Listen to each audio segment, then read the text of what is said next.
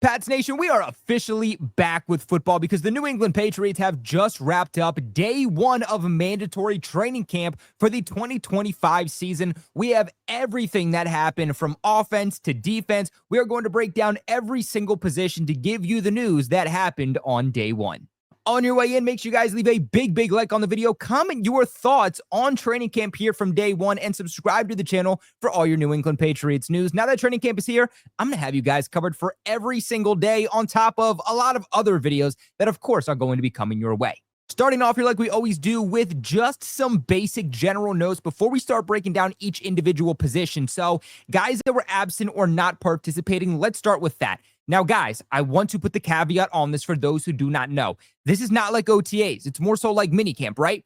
Attendance is mandatory. You have to be here. If you are not at training camp, you're going to be fined unless it's an excused absence, which, especially under Mike Vrabel, is going to be very few and far between. So when it came to OTAs, we said if a guy's not here, doesn't really necessarily mean anything. Now that we're in training camp, if a guy does not show up, it can mean a lot of different things. It could mean he's holding out. It could mean that he was cut, that he was traded, or it could also mean that it was an excused absence. So starting off here today, you had Matt Collins not participating. He wasn't absent, okay, but he was not participating. He came to practice. He was there at one point, but then was seen later on in practice going down to the separate field, looking like where the guys who are rehabbing, coming back from injuries tend to go. So it does sound like Matt Collins has been dealing with some type of injury all offseason long, and it is still hindering him. The same reason that we didn't see Matt Collins for OTAs, for minicamp, really any practice. Now, the good thing here is that Collins has been present for every single practice. He was there for OTAs. He was there for minicamp. It's not like this injury is preventing him from being there, which a lot of people can look at this glass half full or glass half empty. I think a lot of people will see the Matt Collins situation and say he's never done anything here in this specific system for the New England Patriots. But what we have to remember is that Matt Collins had one of his best statistical seasons back in 2022 under Josh McDaniels.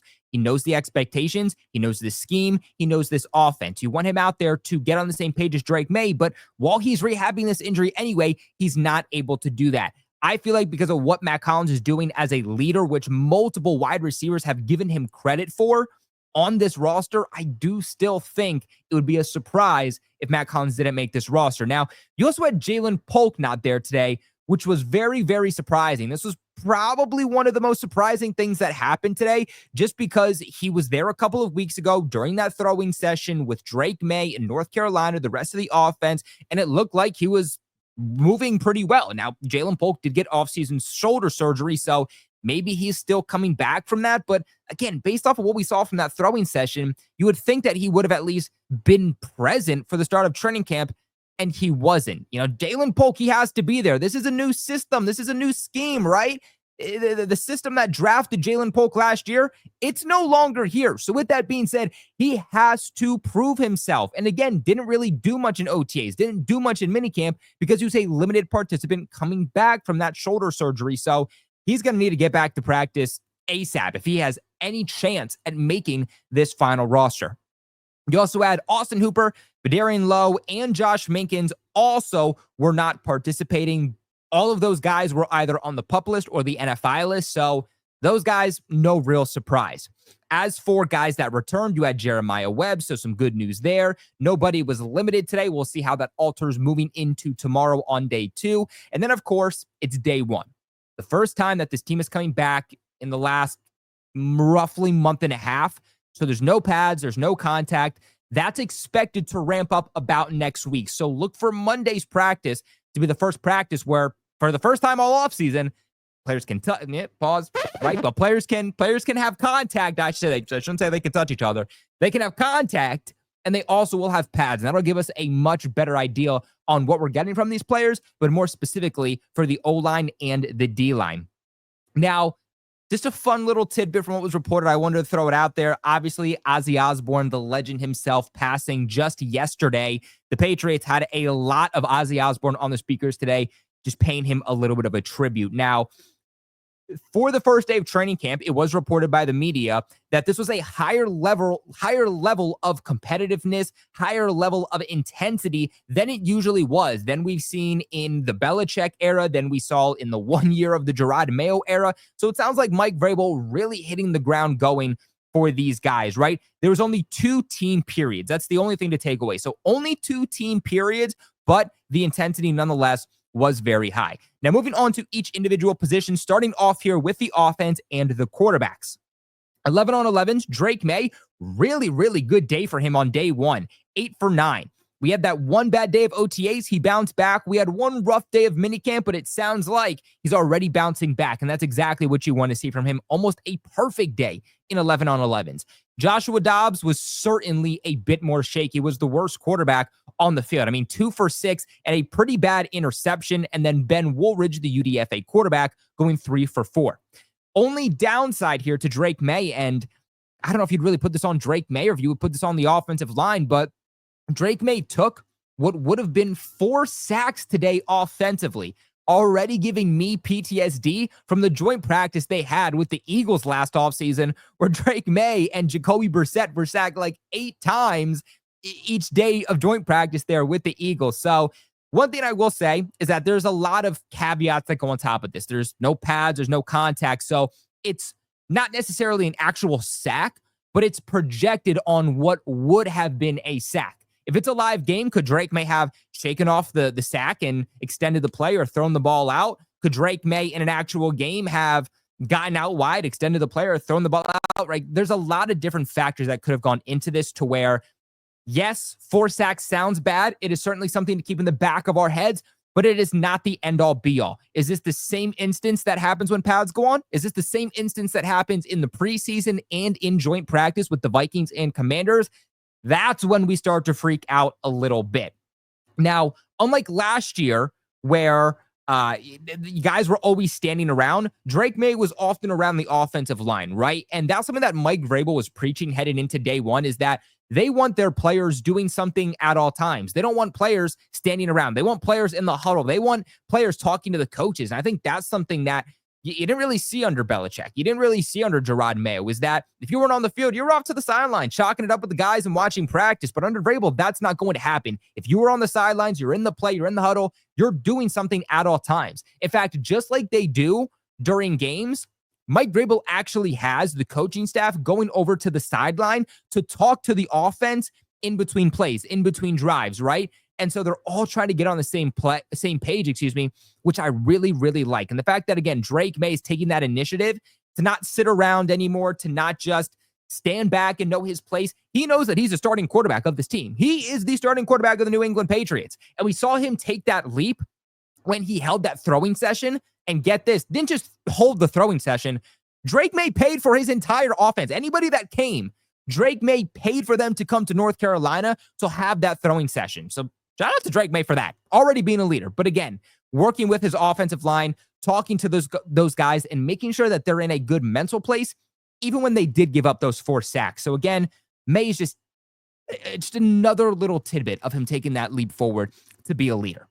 And then overall, like I said, solid day for Ben Woolridge. If you ask me, based off of what I saw, based off of what I'm hearing, goes Drake Maye, Ben Woolridge, and then Josh Dobbs here for day 1. They are saying that the media, I should say, is saying that he is picking up Ben Woolridge where he did off of spring practices. Is this a guy that's going to beat out Joshua Dobbs? No. But can Ben Woolridge at the very least push to be the 3rd quarterback on the roster? Maybe. And we'll just have to see. Moving on to running backs, Ramondre Stevenson, rookie running back Travion Henderson, and Antonio Gibson all worked with the first team offense. Stevenson getting the bulk of the work. This is exactly what I expect. A lot of fans having questions with Travion Henderson coming in. Could he be that bell cow running back? Well, first off, I don't think there's a bell cow running back anymore, but who's going to be that first down running back, that second down running back? It's going to be Ramondre Stevenson, and it does sound like Stevenson, Henderson, Gibson, unless some decent trade value comes in, it does feel like all 3 of those guys are going to make the final roster, because all 3 of those guys bring something a little bit different that can be complementary to this running back by committee unit that Josh McDaniels loves to have. Now, moving on to the wide receiver group, the starting wide receivers today with Stefon Diggs, surprise, surprise, who was a full participant today, by the way. Let's freaking go. Make sure you guys check out the last video if you haven't. Demario Douglas and Kayshon Boutte. Those were your three starting receivers today. Now, what would this have looked like if Jalen Polk was in the mix? Would he have possibly been in that at all? Probably not, but only time will tell. But then also Matt Collins, right? Because I feel like the guy that is stepping up for Matt Collins is Kayshon Boutte, because Matt Collins is expected to be your starting X receiver.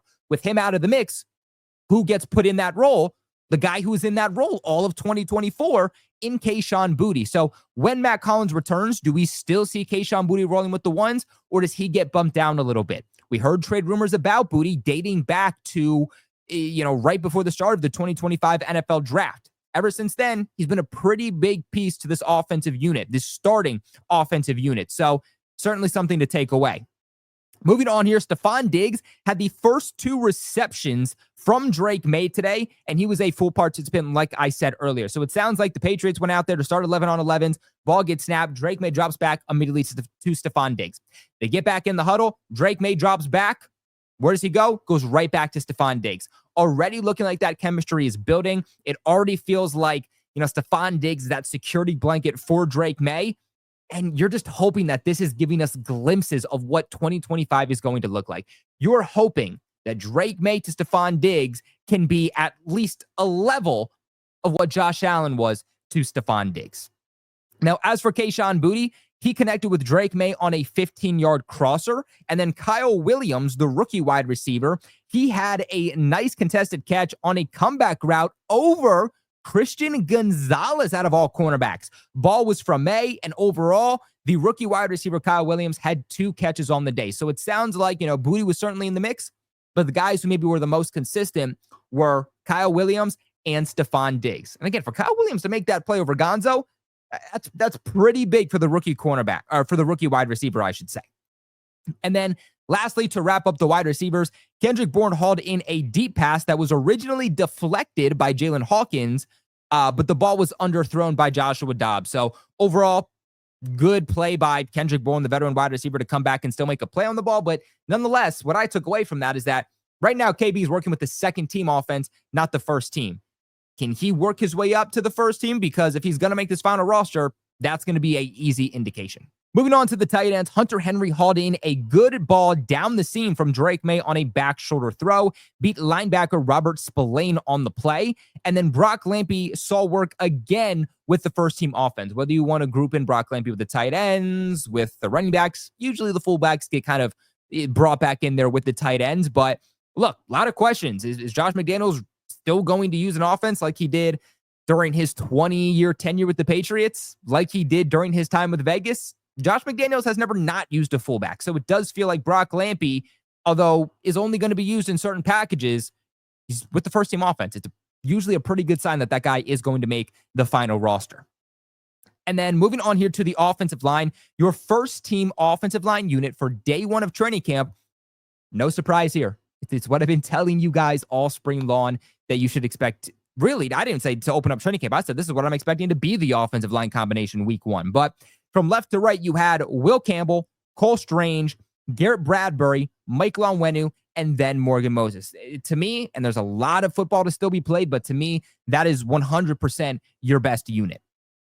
And then moving on to the second team offensive line, you had the rookie tackle Bryant working on the left side. You had Caden Wallace working in at guard. We heard rumblings about that. We heard rumors that maybe the Patriots will start repping in Caden Wallace at guard. Let's keep in mind, during the draft process, many executives, many teams thought that Caden Wallace wasn't going to be a tackle in the league. He was going to be a guard. But the Patriots originally drafted him to play right tackle. Sounds like he is still getting work at right tackle, but he's also getting work in at left guard. Could we potentially see him work with the first team unit there at left guard at some point? That is something that I am watching closely as we enter day 2 and the rest of training camp. And then you had Jared Wilson, the rookie center, repping as the second team center. Then you had Wilson on over at right guard, Wilson at center, Sidy So at right guard, and then DeMontre Jacobs at right tackle. Now, speaking of Jared Wilson, it was reported that at times he was working with Drake Maye at starting center, but he was also working at left guard with the second team at times. So Jared Wilson, another guy that's kind of being used as like a Caden Wallace type of role, right? With Caden Wallace repping him at tackle and guard, with Caden Wallace repping him in at center and at guard. And then Demontre Jacobs was working as the top backup to Morgan Moses. Look, I understand that Caden Wallace has experience in the system, but there's got to be a better guy out there to play right tackle. Like, are you telling me a guy that's a former defensive tackle converted to offensive tackle, who was the worst tackle in the league last year, according to PFF, that's going to be our backup guy? When Morgan Moses can play a whole season, because it's 34, right? Morgan Moses is not going to play a full season. And when we need a backup right tackle to come in for 4, 5, maybe 6 games, you're telling me that Demontre Jacobs is going to be the guy? Now, Demontre Jacobs to me is a practice squatter, and I really, really hope they figure out who that backup right tackle is going to be, because if we're rolling in with Demontre Jacobs as the backup right tackle, I'm not feeling very good. Moving on here to the defense, starting with the defensive line. Boy, oh boy, do they show their potential today, because they got to the quarterback a lot. Milton Williams, sack. Keon White, sack. Rookie edge rusher Braden Swinson, sack. Now, of course, is it that the defensive line is just that good, or is it that the Patriots offensive line is just that bad? Maybe it's a mix of both. And then, of course, you also had Harold Landry jumping offside today, but that was only one. It sounds like, for the most part, this was a very, very disciplined football team. Heading on to the linebackers, you had Christian Ellis also with a sack. And speaking of Christian Ellis, he was working mostly next to Robert Spillane as the starting inside linebacker. So right now, kind of feels like, you're starting 3 linebackers there would be Robert Spillane, Christian Ellis, and Jelani Tavai. Not much here on the cornerbacks. I'm going to be interested to see those one-on-one matchups, especially when those pads go on. But the interception on Joshua Dobbs that we discussed a little bit early on, that was from DJ James. And then as for the safeties, Jabril Peppers had 1 pass breakup, and Jalen Hawkins and Marcus Epps both worked as the top backup safeties. Didn't really get anything on special teams, so that is going to wrap us up here for day 1 of New England Patriots training camp. This is where I kick it off to you guys. Based off of what we just discussed, what are your takeaways? Positive, negative? Let me know in the comment section below. And what are you looking for from day 2? Of course, make sure you guys subscribe to the channel for all your New England Patriots news, thoughts, reactions, breakdown, analysis, all that good stuff. If you guys liked this video, we're going to be doing a recap just like this one every single day for New England Patriots training camp. This is your one-stop shop for everything involving the team. So make sure you guys support us. Hit that subscribe button. Hit that like button. But until next time, I'm Colby Cochran, and go Pats.